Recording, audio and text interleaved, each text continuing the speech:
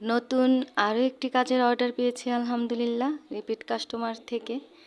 কাপড়ের মান, কাজের কোয়ালিটি, ফিনিশিং ভালো রাখলে আপনার কাজের উন্নতি এমনিতেই হবে একদিন না একদিন।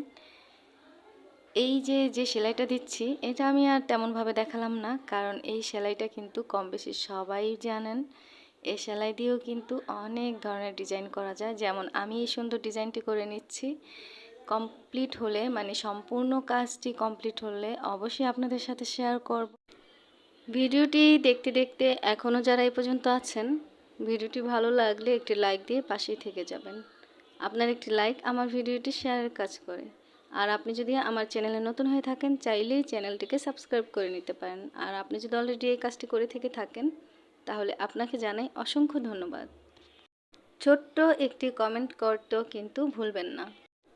যারা বলেন অনেক কষ্ট করে যত্ন করে সেলাই করার পরও কেন এমন কুঁচকে থাকে, তাদেরকে বলছি আপনি অনেক যত্ন করে সেলাই করার পরও কিন্তু কুঁচকেই থাকবে, ফ্রেম যতই টান টান করেন। কারণ ফ্রেম খোলার পর এই রকম কুঁচকে থাকবে, যেমন এখন দেখছেন এই জামাটা। তো এটা ভালোভাবে আয়রন আর ওয়াশ করার পর কিন্তু একদম টান টান হয়ে যাবে। এটা কোনো ভয়ের কারণ নেই, আপনার সেলাই ঠিকই আছে, তবে ফ্রেম খোলার পর এমনই হয়ে যায়।